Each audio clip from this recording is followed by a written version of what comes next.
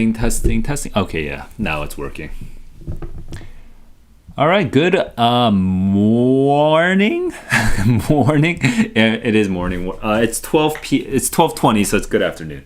12:20 here where I am, and I hope to find you good where you are. Today, I'm gonna just go quickly over some of the comments from yesterday, and I have a maximum of 40 minutes that I can spend on the stream today before I have to go. So it's actually not that much time, which means, I expect that I'll be able to go over some responses to the comments I got yesterday in like 20 minutes. And if anybody has questions, then maybe spend 20 minutes on that. All right. Hey, like sex.uno. No. Report you. Get out of my channel. All right. What are the rules for similarity? Yo, man, I wish I knew. And what are the rules for congruency? Angle, side, side, side angle, side. Yeah, that makes sense. But that's not a full...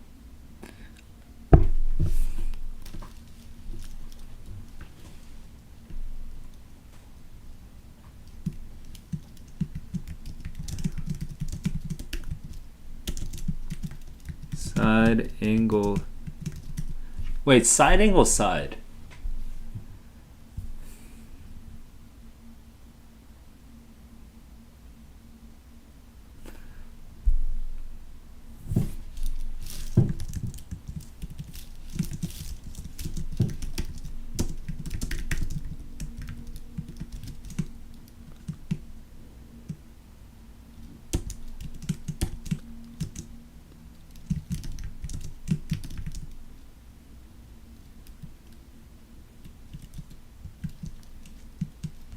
Wait, angle, side, angle.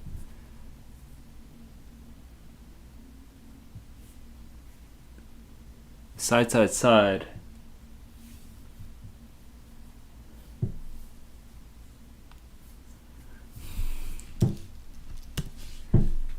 You know what? I'm just gonna not focus on math anymore. I've made this announcement twice yesterday, and I'm just gonna make it one more time. Yesterday, I've decided to sort of finish off all of my commitments on trying to stream my math. I'm done with math. I'm gonna stop streaming math. I'm gonna stop inviting that kind of comment, because I'm just not the kind of person that is able to just explain math off the cuff. And so I have a choice, right? On my streaming days, would I want to spend an extra hour on learning math and explaining math better, or would I want to spend an hour on streaming English and also building up my English curriculum? And for me, I would rather choose streaming English and building up my English curriculum. So I'm going to not do math anymore. How do I, God, it's so annoying. All right, so I'm basically just gonna let this be, because I don't think, I have nothing to add, man. Rules for similarity and congruence.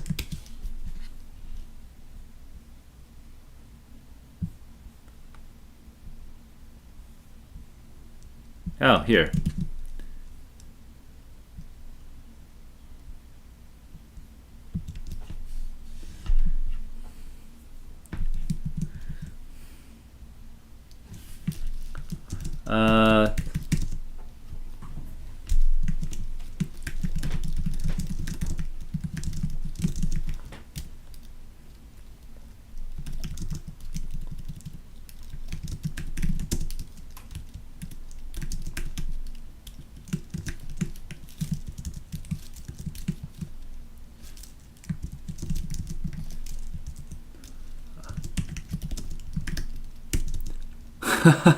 Everyone says the same thing. Everyone says this. Bishal, I don't know if you're being. Are you joking about it? I don't get it. Yesterday was the last day I was stream or try and fail to explain math.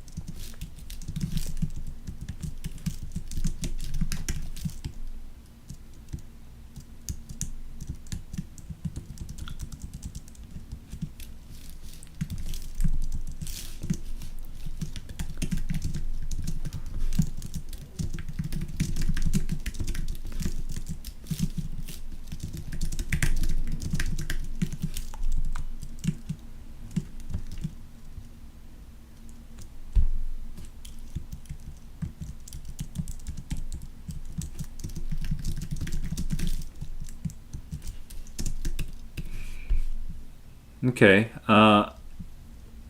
Bishal, like I have no idea if you're being. Oh, okay, no, you are replying to me. Okay. I just have this gut feeling that stayed with me since my high school days.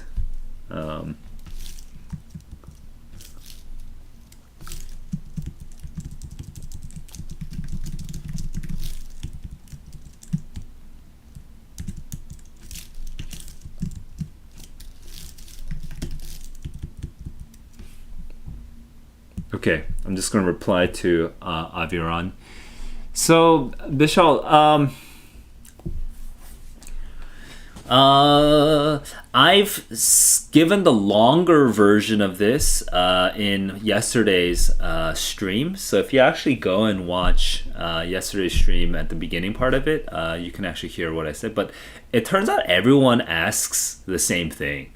So it looks like I'm going to have to make a YouTube video specifically to answer this question. But I'll share I'll share sort of my. I'll try to explain it in a different way today, okay? So Bishal, I don't mind repeating myself. I'm going to try repeating myself, but I'll try to say it in a different way. You want to improve your reading section. Okay. That's hard. Let's start there. It's hard. The first thing, though, that you really need to do is what? So I'm actually kind of curious what you think, when you want to improve your reading, what's like the first thing that comes to mind? In fact, I actually want to see what YouTube says. So I'm going to look up what YouTube says. How to improve SAT reading score. And I want to see what the most common advice is. And you know what I'll do? I'll even partly watch some of this. 409k views. 409k views. 723k views. All right, let's try that. And let's try that. Okay? Looks like I might have to make a competing video in the future sometime. So I'm gonna watch it at 2.5 speed, and let me just double check that the volume, that the video audio comes through. Yeah, it does. Yeah, it does. Okay, here we go.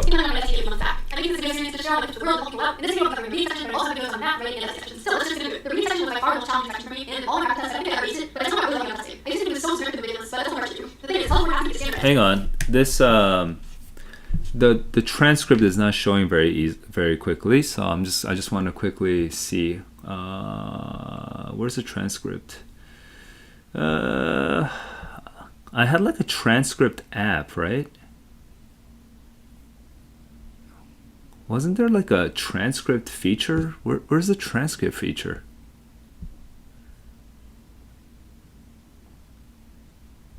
Okay, I'm confused, but whatever. Okay, so Bishal, you're still here, right? Well, let's look at what Anna says. Okay, Anna, who got a 1600, amazing score. So she got it a year ago. It looks like, or how long ago? How long ago did she get this? The information's not here. Why doesn't it show the information? It's so confusing. All right, whatever. Very, very upsetting. But oh, what? She pumps Prep Scholar? Is this an advertisement? I'm confused. Anyway, let's go find this.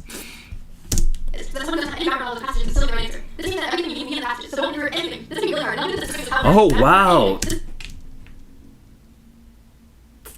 Wow, I've heard people say this. Don't infer anything. I have some problems with that, but we'll get back to that later.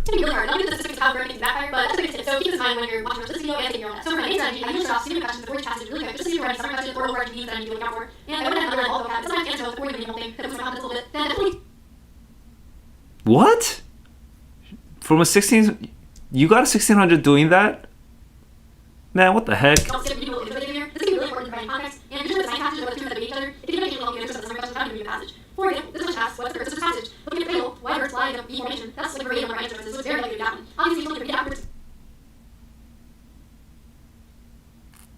Bro. Okay, I don't want to watch this one. This it's like I need to, for me to truly believe that this person does everything that she says, I have to see her other videos, and right now I'm very low trust. I'm Greg, at Sophomore, Princeton University. Very, very low trust. Bishal, you are watching my video, but you know what I'm doing? But you know what? I actually streamed my answer to your question yesterday, so I want to see if I can come up with a different answer. So you watch this with me if you're interested, and see, why is it in Italian? That's definitely not Italian, man. Okay, I guess they don't have a whatever. I want to see what other people say, because I'm realizing that people have very different reactions. And today I'm going to teach you how I self-study for the reading section of the SAT and improved my score by 140 points in just 3 months. In that short amount of time, I went from scoring in the low 600 range to nearly perfect. And by that I mean 750 to 800 every time. That might sound like an impossible proof to you right now, but I guarantee you that literally anyone can do this. Well, maybe not anyone. I mean, if you don't have the motivation to sit down and watch this entire video, fully understand my SAT reading strategy, then you probably won't improve at all. But you watched that video 3 times? Oh, crazy. You know, I don't think that... I think I disagree a lot with that video. I don't know for sure, just because I didn't watch the whole thing, but... let me see what this other... But Bishal, if you've already watched these things 3 times, then that means you already know the advice that people typically give. So Bishal, I want you to tell me, actually. You tell me what you think the most important things are to increase your reading score. And I will tell you where I agree and disagree. Okay? If you do that, I think... Actually, it would help you a lot, just because it would help you formulate what you think the best what you think the best advice is, right? Because in this world, there's like millions of bits of advice, and you are the one that kind of filters them and figures out which one are the ones that are useful. So I'm kind of curious what you think the most useful ones are, and I'll tell you if I agree or disagree. But I will know anything better than that. I guarantee you that if you listen to the information I'm about to provide you with and practice diligently, you will see results within a week. And I'm not exaggerating. Before we get into the strategy, I'm going to tell you a little bit about... Why do these kids all sound like marketing? Oh, okay, I see. This is marketing. My story. When I was in high school, believe it or not, I hated the critical reading section of the SAT. I remember taking multiple practice tests with absolutely no results. Most of the time, I narrowed down to 2 or 3 answer choices, and somehow I always ended up picking the wrong one. Other times, one of the choices I had to rule out was the right answer, and I spent all my time trying to figure out which 2 of my answers was right. The college board tricked me over and over again these vague, similar-sounding, subjective answer choices. Even though I was taking lots and lots of practice tests, I wasn't seeing much improvement. It was then that I checked out a certain SAT strategy book at our local library, and my approach to the test completely changed. Completely. Within just 3 months of this new SAT reading strategy, my score was at 140 points, and improvement was at hundreds, if not thousands. This sounds like an ad. It sounds like an ad. It sounds like an... What? Okay, Yo, you know what? I need to make a YouTube video. I need to make a YouTube video that doesn't sound like an ad. Whoa. I don't. Okay. I want to be cognizant of the fact that this is just me streaming. I thought what was going to happen is when I watched the two most common YouTube videos, okay, 409K views and 723K views, I thought I was gonna get tips right away, but instead I for one of them it sounds totally like an ad, and one of them it's more like a what do you call it? And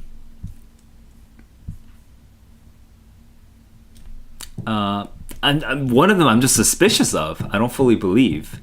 So I'm gonna stop there for a sec, and I'll just share my brief answer, okay? So Bishal, I don't know if you're still in the stream, but just to put it on the record, okay, I will say it one more time. Try to say it in a different way from what I said yesterday. If you are struggling to improve your reading, what all of these people, what the typical advice that I see is like stuff like what you shouldn't do, don't infer, okay, so those kinds of tips, okay, and also things like skim the passage, skim the questions first. All these like little hacks that have nothing to do with actually reading. None of these tips have actually to do anything with reading. So my first thing, all right, for anybody who wants to improve their reading score is figure out how good you are at reading. Diagnose yourself, okay? And how do you diagnose your reading? The easiest way to diagnose your reading is to take a reading passage. You can use, if you can get a friend, all right, that's really probably the best way. But if you don't have a friend, then just compare yourself with me. Read an entire passage by yourself with no time limit, okay? And then after you read that passage, flip the packet, okay? Make yourself unable to look back at the passage, and just from memory, summarize everything that happened in that passage in as detailed a summary as possible, okay? If you can do that, and if you compare yourself to how other people do it, you can at least get a sense of how good your reading is. And once you know how good your reading is, now you can actually make plans for what to improve on. So that is really, I think, the very first step that everybody should be taking. After that, the second diagnosis you can do is you can diagnose how good your predictions to the questions are. So if you go to question 1, what you can do is you can cover the answer choices A, B, C, D with an index card. And then after looking at question 1, the question stem only, you can be like, now that I've read this question, the question stem, what do I think the answer is, and make a prediction. If you make a prediction and it is roughly correct, if it's roughly correct, you are doing well. If it's not roughly correct, if you are making a prediction and you have no idea what the passage says about it, it means your reading is still bad. Okay? For me, when I have 10 questions, I usually can predict 9 or 10 of them all correctly without looking at the answer choices. Then finally you go through A, B, C, D, and then you have to make those choices. Okay? For me, I can make those choices sometimes without even looking back at the passage. I can just choose it once and move on. Okay? And that means that I not only read the passage really well, I also understood the question really well, and I was able to synthesize that into an answer choice without looking back at the passage. I can do that somewhere. I have never really actually counted, but I think I can do that roughly around 4 to 5 questions per passage where I don't even look back at the passage, especially if it's an easier passage. I don't look back for every single passage. Okay, I just choose. You should count how many times you can do that for a given passage. If you can do, if you can read a passage and you can actually summarize it in detail, you're good. If you can read all 10 question stems and come up with a correct prediction for all 10 of them, you're good. And then if you can even choose 5 out of 10 answer choices without looking back at the passage, just right away, okay, then you're really good. For now, you should do all of this without a time limit, and you should diagnose how well you can do that. Once you have the diagnostic, then I can tell you more specific feedback, because then I know what your weakness is. Okay, so unless you do that, I can't really give you any more specific feedback than that. Diagnose yourself and see how good you are at reading the passage and remembering it, predicting the answers to the questions, and then choosing the answers in those 3 steps. Sean said something about War and Peace. And I remember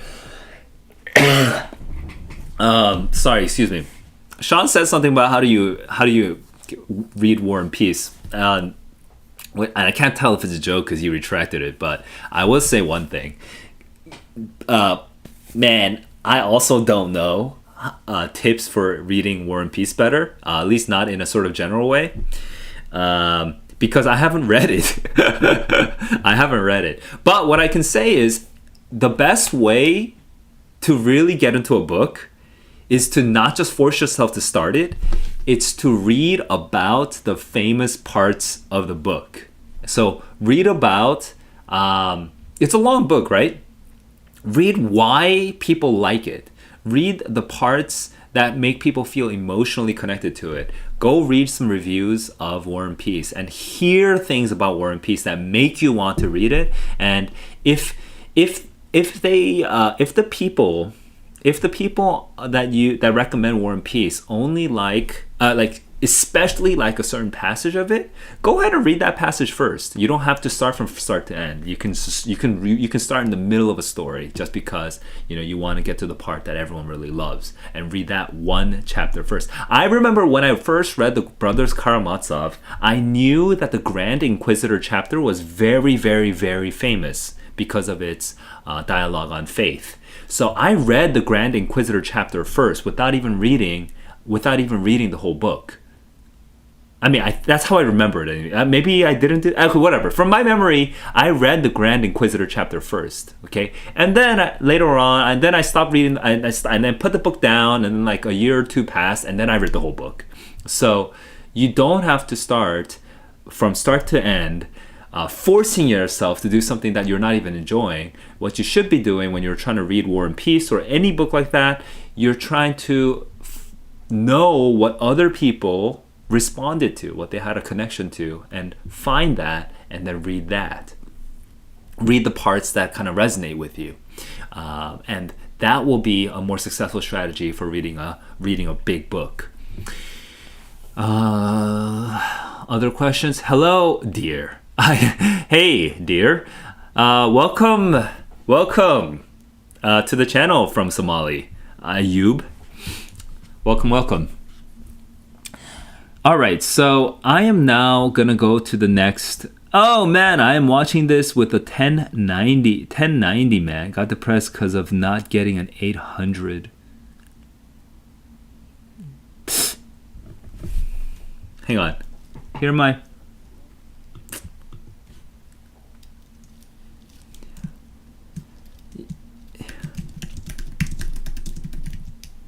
Other people. Okay, so I'll type it first and then I'll verbalize what I'm thinking.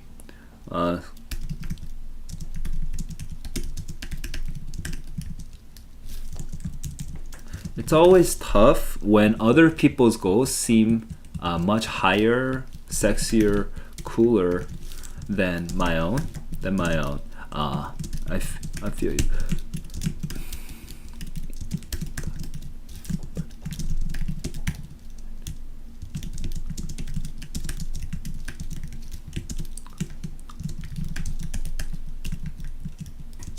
not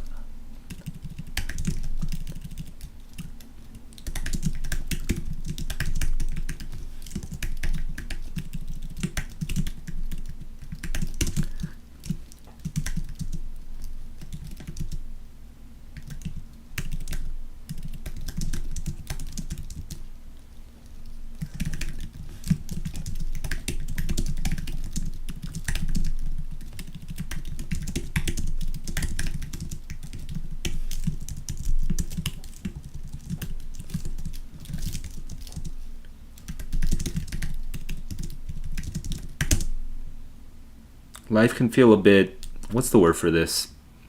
Life can feel a little meaningless, I guess. So if people focus too much on just on outcomes, you know, and paradoxically, they end up even less likely to get their outcomes. But when kids focus on growing steadily, day to day, day by day,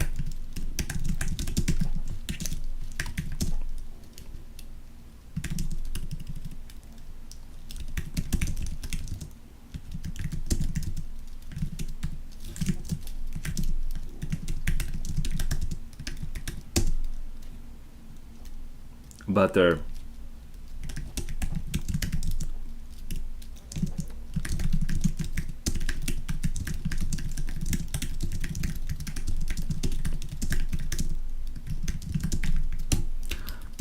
hope that, you know, this is just one stranger on the internet speaking, but I hope that helps. All right. So the gist of what I just said is, and this is something that's not only for, you know, Aristo, who is getting a 1090, looking at somebody who's getting like who's trying to go for like a 1600, right? This is for anybody who's struggling with anything, and there's always someone better than you. Like right now, you know, you might be getting a 1400 and you might be envious of somebody getting a 1600. You might already have a 1600, but you're envious of somebody who got an 800. Sorry, I forgot that SAT literature no longer exists.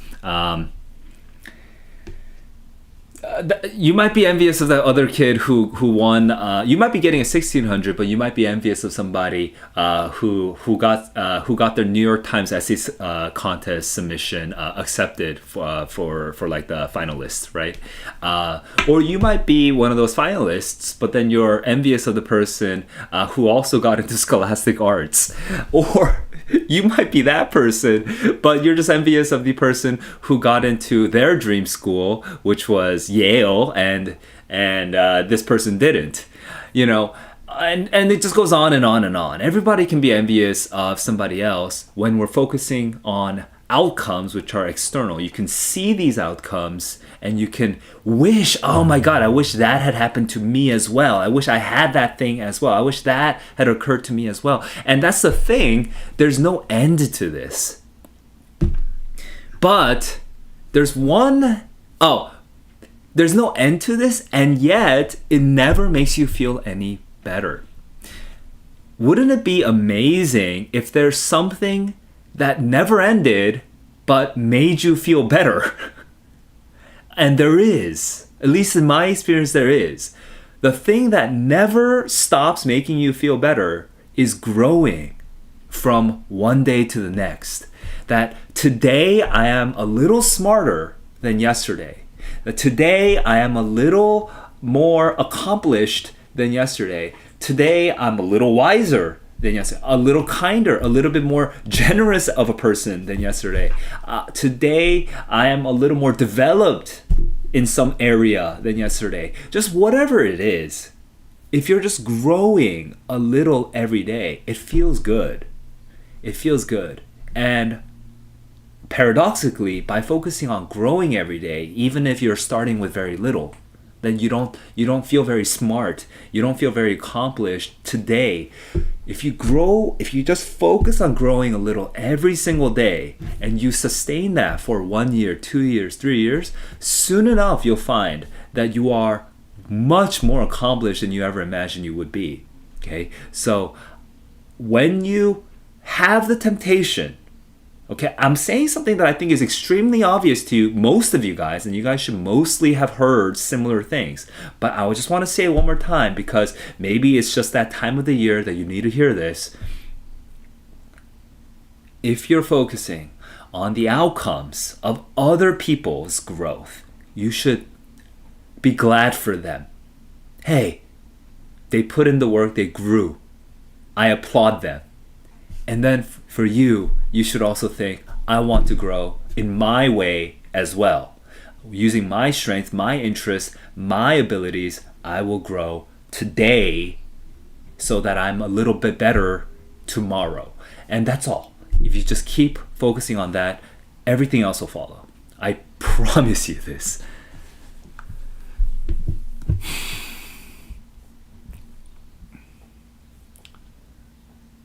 Math, yeah. So, yeah. People like the math. So sadly, I am genuinely done with the math, and we have this baffled on question 11. But another question. So, how can I read faster and avoid reading vacuously? Reading faster is such a trap because here's how you can read faster. You can read faster by just accepting, hey, I'm going to understand less, and then just read faster. You can do that. Or you can be like, I will understand more, but I will read slower. And the sort of false promise of speed reading is that you can have it both ways. And I tell you the truth, you cannot have it both ways. Either you read faster and you understand less, or you read slower, or you attempt to understand more, and then you just naturally end up reading slower. There's only one way around it. Okay, you can't have both ways. So let's just start with that as a truism. That's just true. Now, if you don't agree with me, then I think you probably will not be persuaded by anything else I say after this. Instead, you should probably go to YouTube and you should go find all those other speed reading coaches that I think are all quack doctors. Okay, they're not telling you the truth. Okay, but if you don't agree with me, if you're not persuaded by me, that's fine. You can go listen to them. Okay.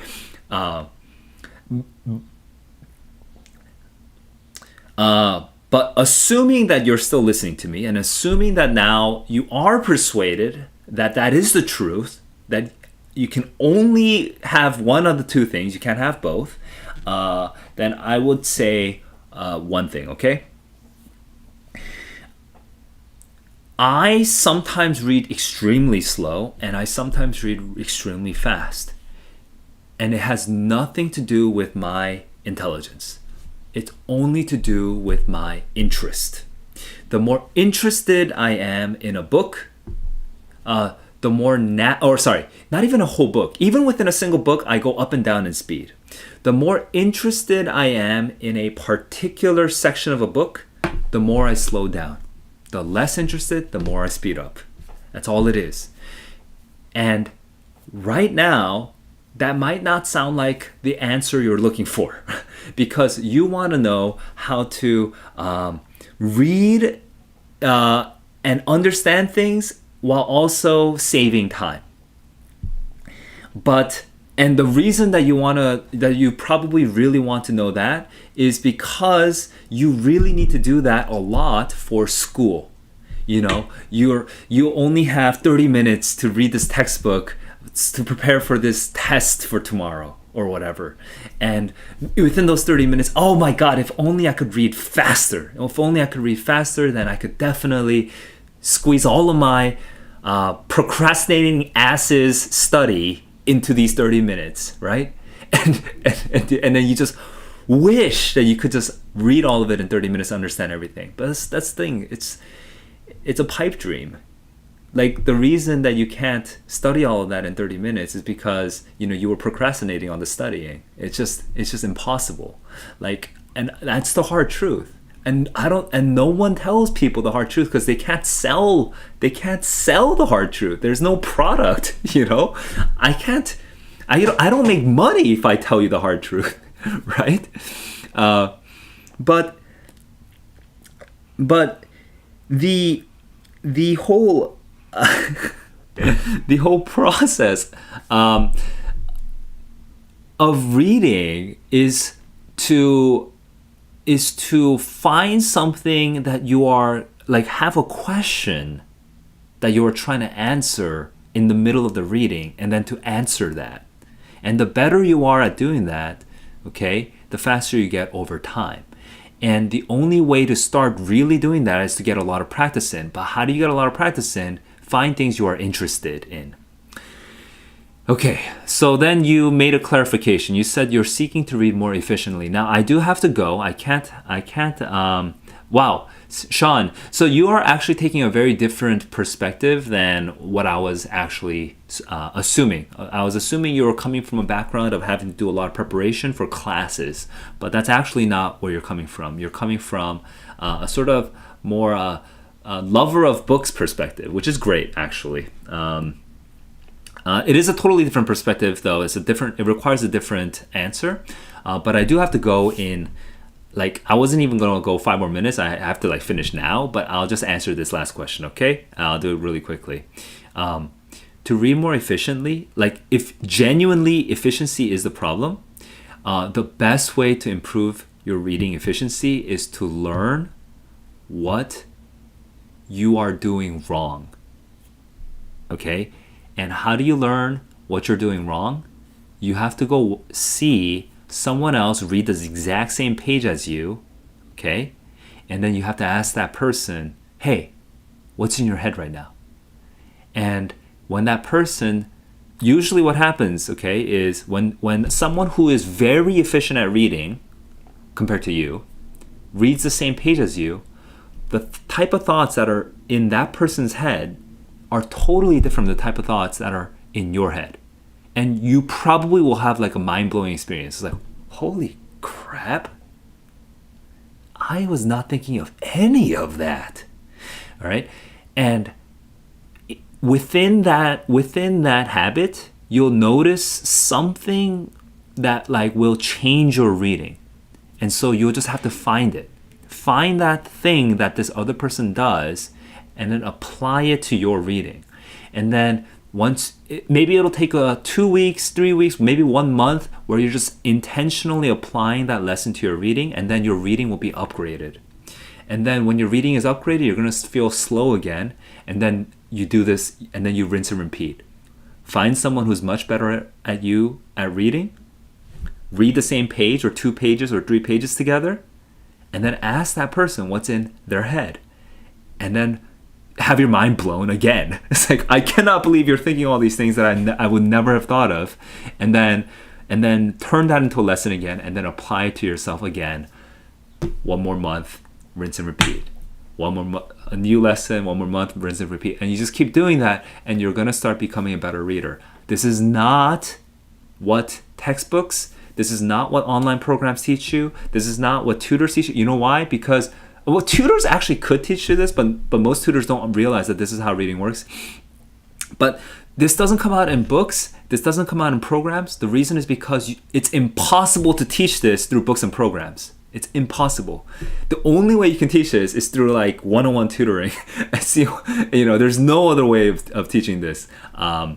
It's very labor intensive, but it is something that I think can change your life. Like, seeing the kinds of things that other people see when they're seeing the same thing, when they're reading the same thing as you. It's a totally different experience. If you're genuinely interested in efficiency, okay?